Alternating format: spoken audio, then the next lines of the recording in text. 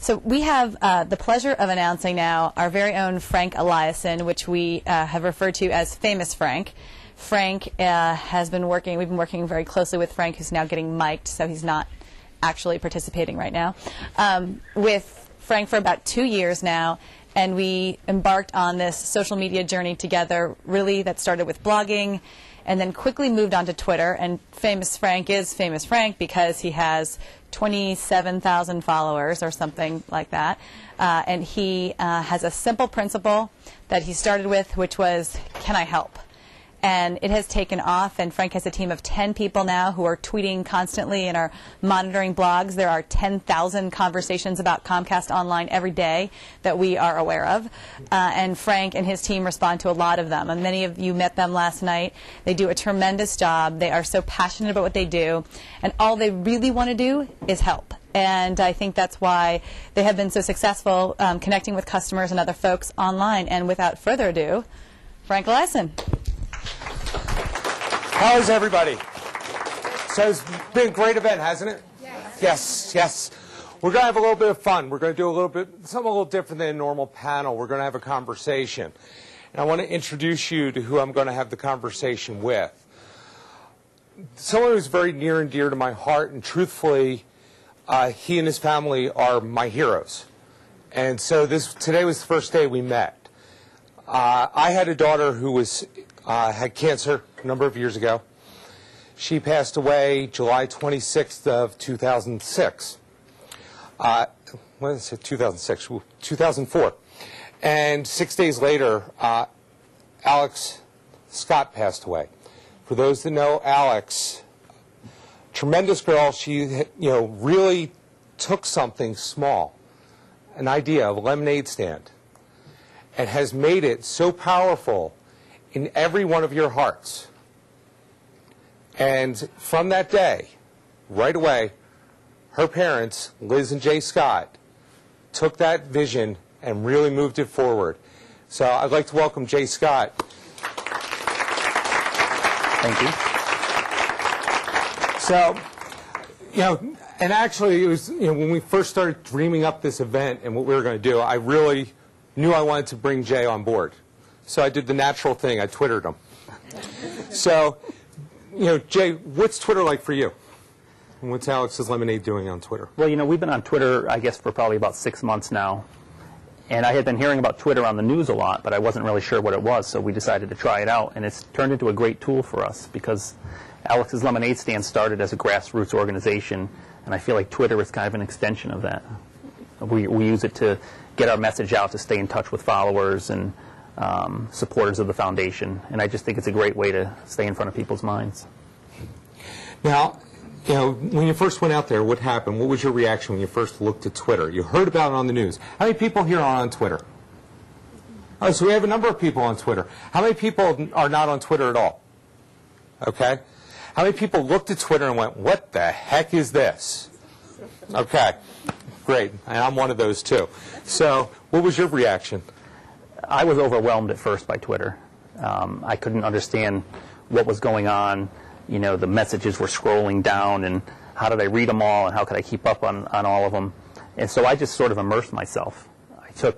I was driving my wife crazy because every night I would get home from work, and I would spend about 3 or 4 hours working on Twitter and trying to figure it out. And once I figured it out, I realized that there is a lot of great stuff you can do on there, a lot of great stuff you can learn. I was getting all my news on there. It was unbelievable. I think, the first time I looked at it, one of the things that we do is we search out when people say Comcast.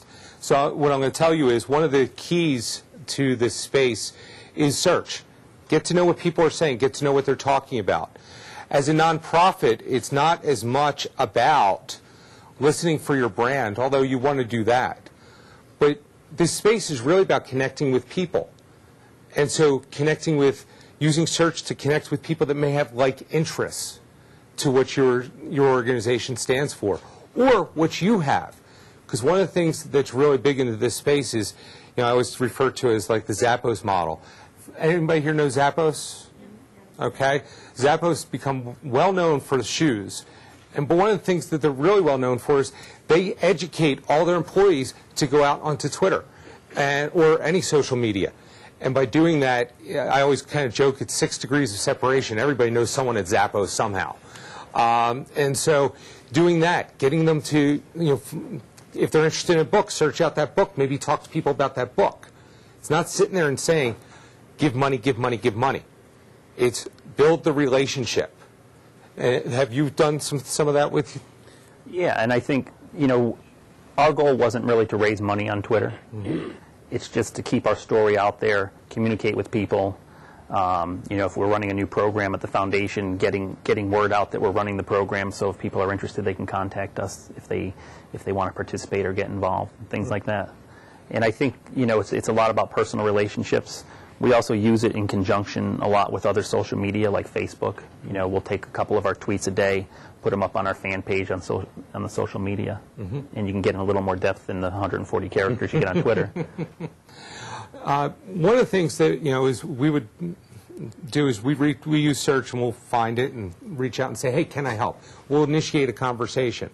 One of the things for Comcast is when we're doing that, we're not trying to take over a conversation or force ourselves into it. The reason we do Can I Help, it's basically to say, hey, we're here if you need us. Not getting involved in the conversation. If they want it, they're going to come back to you. So one of the simple things to do, I had 0 followers and say it's 27,000 followers. And not only am I talking about Comcast, under my ID, which is Comcast Cares, I talk about things going on in my life. And these relationships become such a bind, to you. Back last July, when we started on Twitter, it was April of last year. And, it was a very busy time because I was the only one who was actually out there Twittering. I swear I worked 7 days a week, 24 hours a day, and didn't sleep at all. I did sleep a little bit, Jen, not much. Yeah, exactly. But anyway, one of the things that happened was the wildest thing. July 26th, the anniversary of our daughter's passing, our other daughter, it was her birthday. July 25th, believe it or not. It's kind of weird how it worked out. And the only day we could have a party was July 26th. My followers began to know that.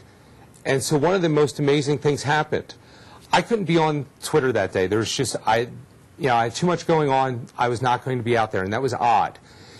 And so I stayed off of it, and we had our party, and the day we went by, we had a little joke in our house about, when we get through something like that, we say we're going to do the Dora dance.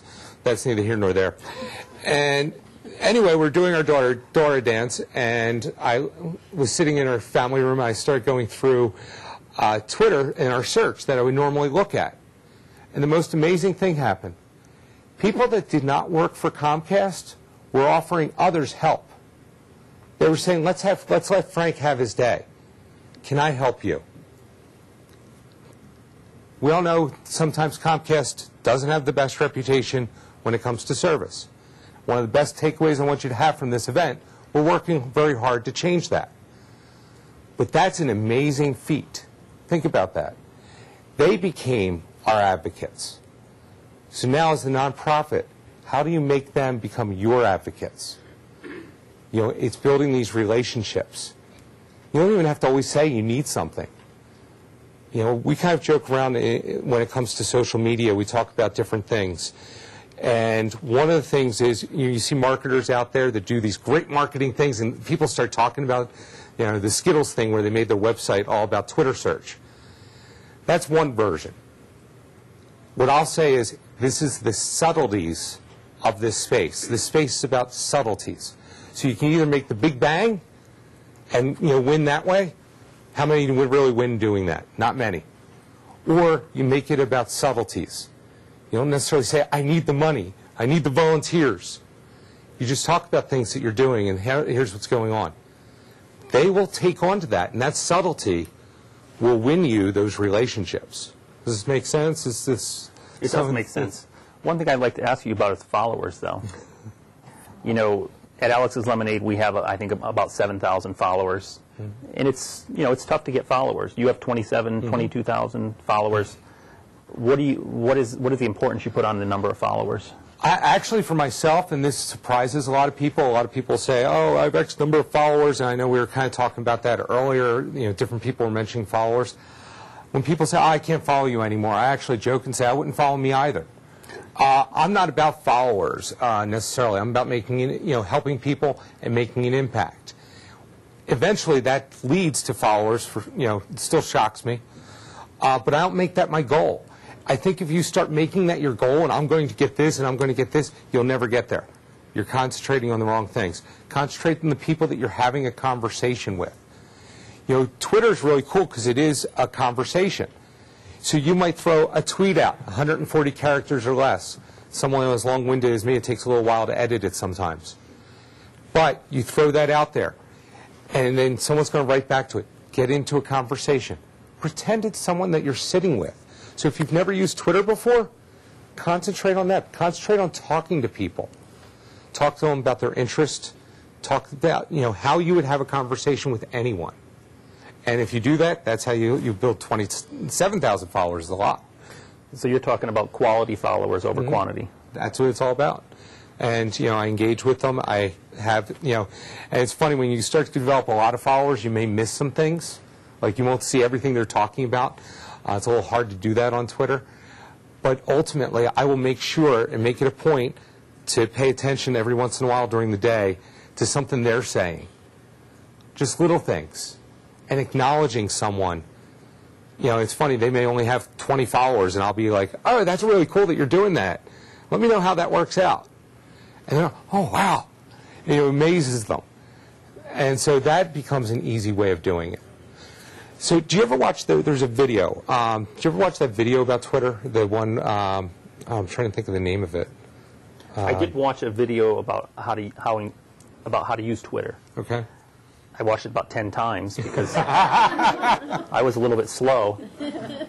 But it really helped me learn how to use Twitter because there's a lot of things to learn when you're using Twitter. And, you can just do your basic Twitter, or there's a little more advanced things you can do. Like when we first started, I didn't realize that most people follow everyone that's following them. And, some people would get mad if you didn't follow them back.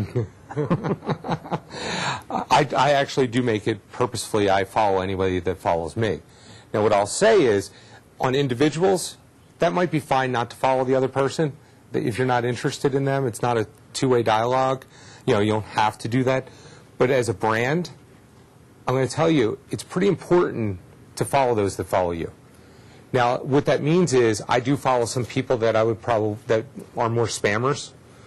But the fact is, I much rather follow everyone that does follow me. It sends a message, and it lets them know that, hey, if you need me, I'm here for you. Now, with following, though, what can they do with someone who follows? What's that? What can they do? Do you have interactions, private messages? Yeah. I mean, if you follow someone and they follow you back, then you can do direct messages to them. Is that what you mean? Yes. Yeah. And do you do that with some of your... I do. I found that as the followers got larger, the spam got more. And so it was hard to find a direct message that was coming to you through all the spam. Although I did get yours. I do a lot via private message or direct messaging, and it's a great way to interact. So if you follow each other, you can get a direct message from them. Now, you do get spammers that come out. People get to know, like there's a website out there, how to gain followers, and it says, oh, follow me, among a lot of other people. And so that does happen. It's kind of the negative to it. But there's still a great positive. If that person wants to get a hold of you, they can. I have direct messages go to my BlackBerry. Hey, I didn't even look at it once yet. Come on, give me credit for that. No, I'll keep it. I was going to give my BlackBerry to Jen because it's a little bit of a joke, but I usually could be sitting here talking to you, and I'll still be on my BlackBerry. I was doing a conference at Blog World, and I was tweeting people back while I was on the panel. Yeah, I got a lot of messages. How did you do that? I had it under the table. All right, it does become an addiction, so be careful. Anyway, lose my train of thought. Direct messages become very useful. How do you do them? One of the things, there's a lot of tools out there. I think we'll start talking a little bit about tools that we use. One of the ways to start off, though, is really just using the website. Believe it or not, it's easy. If you log into the website, you can see the home is anybody that's following you, it's going to scroll through every tweet they're doing. If you click on your username, it's going to give you just tweets that had your username in it. Then there's a tab for direct messages. You can look at that, and that will give you anything that's private and give you the ability to send them. Also, one of the neat features is they threw Twitter search right onto that screen. Now, that's the beginner's way. And how do you write to someone? You put an @ symbol and their username and put in whatever the tweet is. Just don't go over 140 characters. But when they write to you and you see it in there, or if you see it in the mainstream where they're writing to anybody, you just click the little reply button. You can reply and say, hey, that's really great, or answer with their question. That's actually how you start with Twitter. And I believe the real key to starting is building followers. You do that based upon your interests, not necessarily force-feeding yourself into someone. So get into conversations with people, like topics, doing that via search. So what tools do you use? Everybody has their favorites. Well, I have a couple of different Twitter accounts. I have the Lemonade J account, and then we have an Alex's Lemonade account, which Melissa, who's here, actually manages, and she's our social media intern. And as Twitter was taking up more of my day, and Melissa, we talked to her. She was very interested in managing it for the summer, and she's staying on through the school year. She doesn't know it yet, but it's been great. And she uses TweetLater a lot. Okay. Because what we do at Alex's Lemonade is we try to let people know what's going on at the foundation, and so she sets them up, so that when she's not at the office, they're going to keep sending tweets out. I really like the Yellow Pages. Mm-hmm.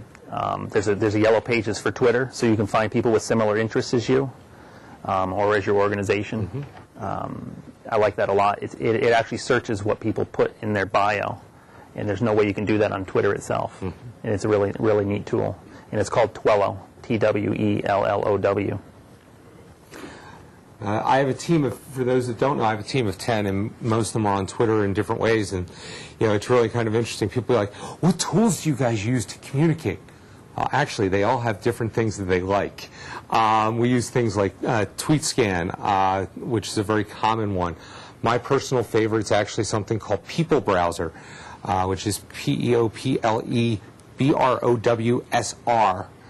A little thing about People Browser is they allow it, just like TweetDeck gives you a search column, but I actually had them create something for me which is a wildcard search. So I can type in like a few letters of Comcast and then put an asterisk in, and it will get anything that involves that. It's the only one that I'm out there that I'm aware that does that. Other things, every device out there has different tools. My iPhone, I have a few on everything. I tend to collect them all.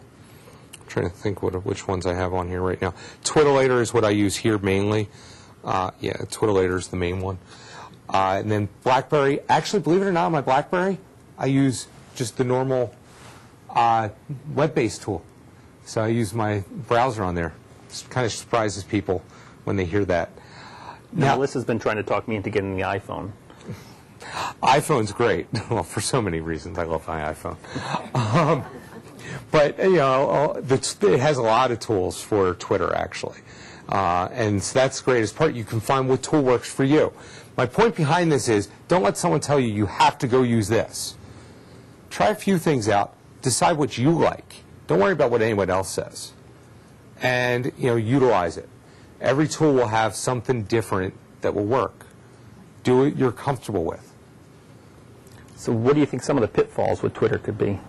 I think the pitfalls to Twitter are, first of all, it's not that there's pitfalls, but you can get really engrossed in this conversation. I'm going to probably upset Jen here for once. No, anyway, I like picking on Jen. Jen and I spent a lot of time together over the past few years. The thing about Twitter is there's a lot of conversations that are going on. And you're going to be representing yourself, but you're also representing your organization. And you have to remember that in each and everything you do. And so have I ever done anything that's really bad? No. But have I done stuff where I was like caught up in the moment and went, oh my gosh, I can't believe I did that. I'm going to give you a funny story. Obviously, there's certain things you avoid in conversation when you're trying to be careful for a brand. I typically try and avoid things like religion, politics. These are areas I typically stay away from. But personally, I like to watch politics. I watch a lot of things that are going on. I may not even have a view, but I like to watch it. So anyway, the first debate, they had so much going on. Current TV was doing this thing on Twitter, so I was paying attention to that, where people were tweeting things and it was showing up on the TV, and things were kind of really neat with it. So I'm watching this go along, and I'm watching all these conversations. I really want to get involved. And at one point, I knew I couldn't, say anything either way. So at one point, Jim Lehrer was, basically saying something to both presidential candidates about behaving. And I kind of thought it was funny. So I wrote Jim Lehrer for president, not realizing that some people believe he has a certain political belief one way or another. Now, all of a sudden, I had all these tweets coming at me of how biased I am and Comcast is. I didn't mean it. Honest. So, a few things to learn. You can delete. That's a helpful thing. So I did delete that. But then I actually acknowledged it. So no, I was just, thought it was interesting the way he handled that, and I backed out of it. These things are going to happen, though. And you're also going to have other things that happen where, maybe things don't go as you planned as you're having the conversation. We had a situation where there's an outage, and I was like, okay, this outage should be back up at 12 o'clock. 12 o'clock rolled around, wasn't back up. Okay, 1 o'clock. 1 o'clock rolled around, wasn't back up. And it started coming back up. Oh, it's starting to come back up. Oh, no, sorry. Be honest. You know what? Honesty is your best policy. When I sat there and said, oops, sorry, oops, it's going back, they were cool about it. Everybody was like, you know what? I don't care that you were wrong. I care that you were talking to me. You were letting me know what was going on. So there's different things to kind of recognize in this space. And, things that you might think naturally are a mistake might not be. It might be pleasantly surprising people that you're honest. So the best thing to learn in this space, honesty is your best policy. If you make a mistake, say you made a mistake. They'll say, hey, you know what, you're human. I have employees that are out there. I watch a lot of things that they say. And, if they ever do anything wrong, I'll acknowledge it with them. If someone ever says anything to me, or they'll acknowledge it even. They're taught that. It's okay. It's all about honesty. Be honest with what you're saying and teach your other people to be honest too. Uh-oh. Frank, we got a question from the internet. How do you guys sift through all the tweets that mention a specific topic to find ones that are relevant to you? The way we actually do it, I'm going to give two different things because we're talking tools, and I don't want you to rush out and buy tools. There's a lot of free stuff out there. Twitter search we use mainly, and you just have to find the search that's right for what you're looking for. There's no right or wrong answers. Here's a tip for search. Say you want to search for your brand, and you want to search for people that are talking about a specific topic. So let's use Comcast as an example. Maybe I want to know everybody that's talking about Comcast, but I also want to know everybody that's talking about TV. I can do a search that's Comcast or TV. So you can build your search string that will give you everything that you would want. Now, beyond all that, we actually have other tools that can be interesting. They're the tools for reaching out and kind of learning. But then we have another tool we call it's Radiant 6, and there's other ones out there that we actually can use to analyze. Now, this is where we start pulling up data and volume and all kinds of other stuff. That's a lot of fun. Now, that's a paid tool, but what I would say is there's free tools just like it. If you really go through and look at all the different searches, or do things that you normally do, use things like Excel spreadsheets, or one of my favorites, and the way we started all this, an RSS feed of your favorite search. That way, your data gets all collected, and you can go back to it and re-reference it, and go and see how people are reacting. So, other questions? Let's. How do you guys feel about tweeting like the headlines of press releases? Do you just steer clear of that, or do you think there's a time for that? Twittering press releases? Do you Twitter press releases? We Twitter news that's happening at the foundation. I think we're probably a little bit different than your Comcast Cares because you're more customer service. But you know, anything that is news, we have a news section on our website, and anything that's news on our website could be news on our Twitter. For us, we do a lot of decisions based on just what's going on. Our main goal for my group is customer service. But if there's something my followers would be interested in, whether it's a news release from us or news that might be somewhere out there, if my followers would be interested in it, I will Twitter it out. And, you know, especially if it's something that will create good conversation. I enjoy doing it. It allows for good dialogue. So I pay attention to a lot of different news, and I will put stuff out. I just don't make my Twitter account a constant feed. That doesn't work. And I do try and make it to be things that would instill a conversation. Other questions? Oh. We also will tweet about different childhood cancer topics, because a lot of people that follow us might be interested in cancer or childhood cancer more specifically. And a lot of the stuff that we tweet is, we think they're interesting stories. So it might be a story about a kid with cancer that's one of our heroes, things like that. Other questions? Go ahead. I'm in a position to become the Twitter at my organization, and I'm constantly, I guess, frustrated because as a PR person, my role is really to hook people up with the experts. I'm not the expert, but I'm writing as one a lot of times, and sometimes that's great because I have some savvy, but other times I wish we could have our CEO or someone who is the expert, and they don't have time for that. I think, you know, having as many people out there is a great way of doing it, but obviously that's not always going to happen.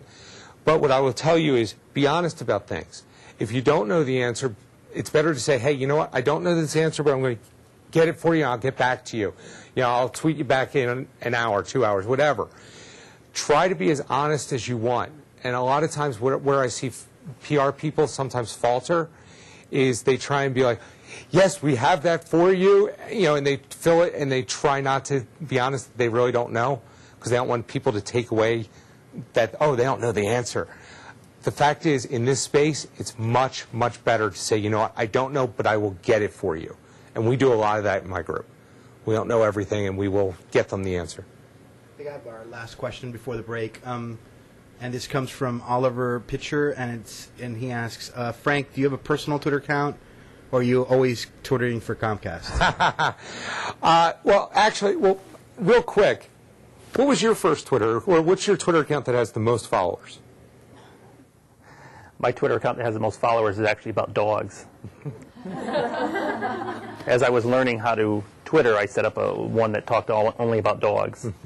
And now people think I'm a dog expert because it has about 10,000 followers, and it only talks about different dog things. And if anybody wants to get word out about something about dogs, they'll send me a message and ask me to retweet it. So many people have multiple Twitter accounts. It's fairly common. For myself, I don't. And that kind of sometimes causes a little bit of surprise because my ID is Comcast Cares. One of the things in this space is it is a bit personal as well as business. And I came to the realization, first of all, if I had my own Twitter account, Frank Eliason, or whatever we want to call it, the fact is I'm still Twittering on behalf of Comcast. People know I'm associated with Comcast. It's not really going to change what I would do. So for me, I don't manage multiple accounts. Did debate it, but ultimately realized I would be doing exactly the same thing in the same manner. So, you know, I decided not to. And that's something that does happen. You are tied to your brand in many ways in this space. You know, even if you tried to hide it, you're still going to be tied. Does that make sense?